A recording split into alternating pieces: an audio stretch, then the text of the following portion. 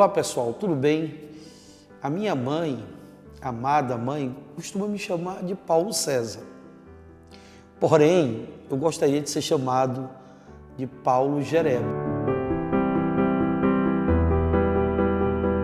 Ou Jerebinho, né? Como vocês carinhosamente costumam chamar. Sou professor de História, trabalhamos com as diversas áreas dentro do conhecimento histórico.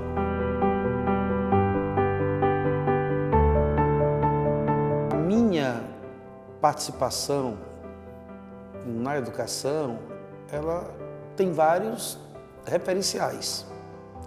Um deles é minha mãe, que foi professora, foi diretora de escola.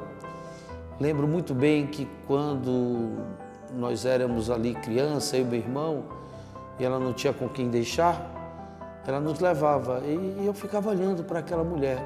Como aquela mulher, já no terceiro turno, ela conseguia dar tudo dela numa sala de aula. E ela, com certeza, foi a minha maior referência.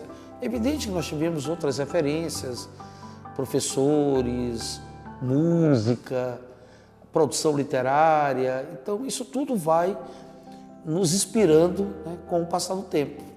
E a gostar de fazer, dentro da sala de aula, a historicidade.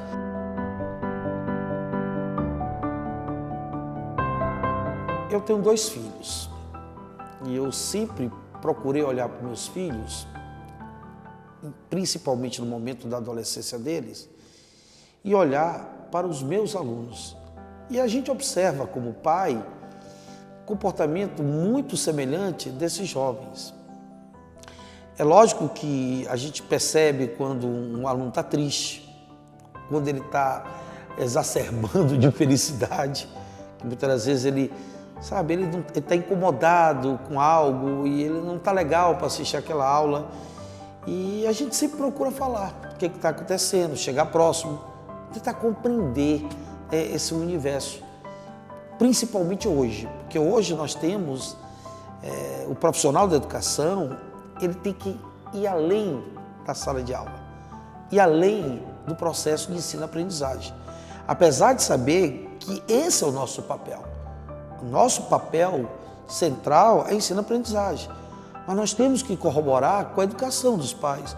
Nós temos que corroborar até mesmo com as questões de ordem psicológica que muitas vezes afetam os nossos alunos, né? Por imagens que eles olham, né? Por determinados comportamentos que eles percebem, não só, por exemplo, dentro da escola, dentro da própria família, ou até mesmo aí fora, nas comunidades que vivem.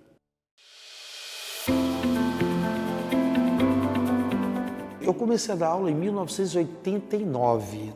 Nós estamos em 2026, já se foram mais de 30 anos, exatamente 37 anos e alguns meses.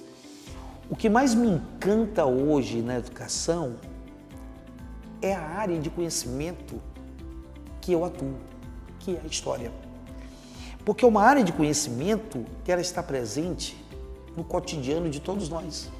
E isso me encanta.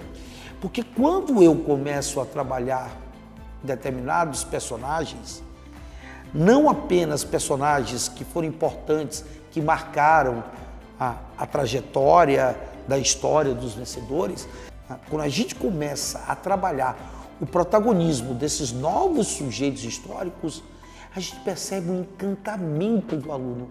O aluno olha para a gente, né, com aquela admiração, com aquele respeito e aquela sede de querer aprender algo que muitas vezes passa despercebido, apesar dele ter a tecnologia a dispor dele e que ele pode ter essa informação a qualquer momento.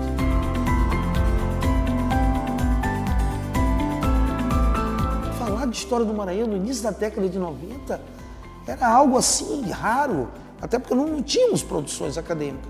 Hoje não. Hoje a era digital, ela mudou muito o padrão de comportamento do aluno.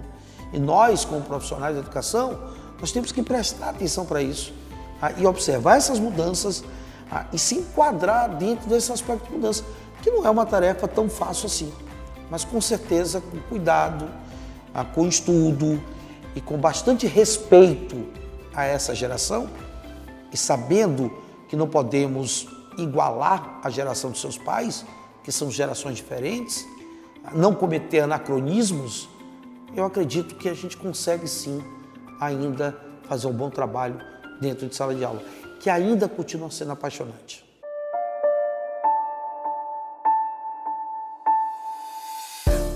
A minha vitória com 2 grupos de alunos, minha não, deles, eu fui apenas o orientador, é algo que eu nunca vou me esquecer. Foi quando o meu segundo filho nasceu, ele tinha acabado de nascer, e eu fui para São Paulo participar da primeira Olimpíada Nacional de História do Brasil, organizada pela Unicamp. Eu fui levando 2 grupos de alunos, e lá eles me trouxeram assim algo que jamais eu vou esquecer.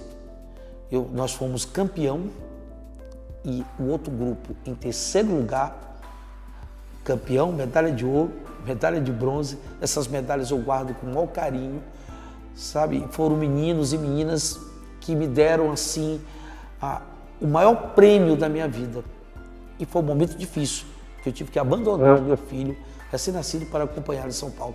Então essa foi uma das... Nós tivemos diversas marcas, mas com certeza essa é uma marca que é inesquecível.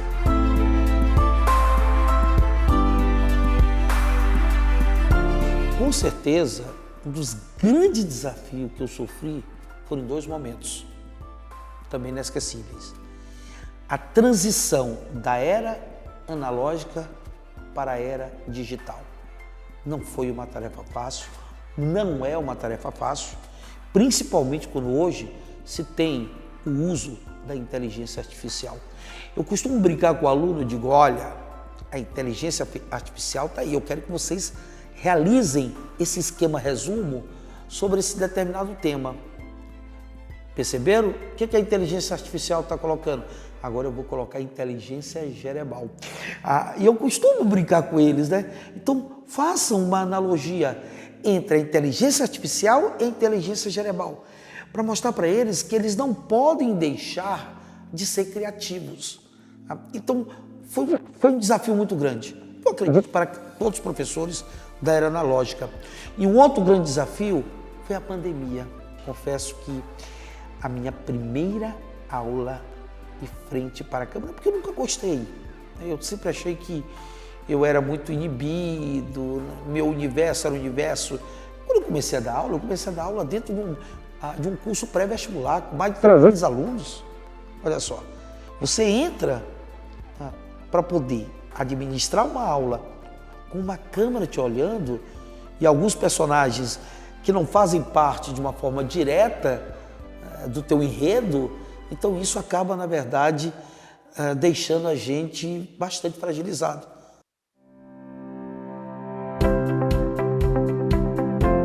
Sou muito feliz, não vou dizer que não estamos cansados, estaria mentindo, mas hoje eu tenho ainda uma carga horária que muitos me perguntam, professor, como é que o senhor consegue administrar o universo de tantas escolas, o universo de turnos distintos, o senhor trabalhando 3 turnos administrar? Eu digo, olha, não é fácil, a correria é difícil, mas a gente vai conseguindo, por quê?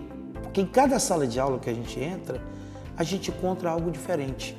Em cada sala de aula que a gente entra, a gente percebe como é importante a nossa colaboração para aquele aluno, seja para a futura vida acadêmica dele, ou até mesmo para as reflexões que ele vai precisar no dia a dia por conta de uma sobrevivência aí que não está fácil, né? Eu costumo dizer que eles estão cada vez mais fragilizados e a gente precisa ajudá-los.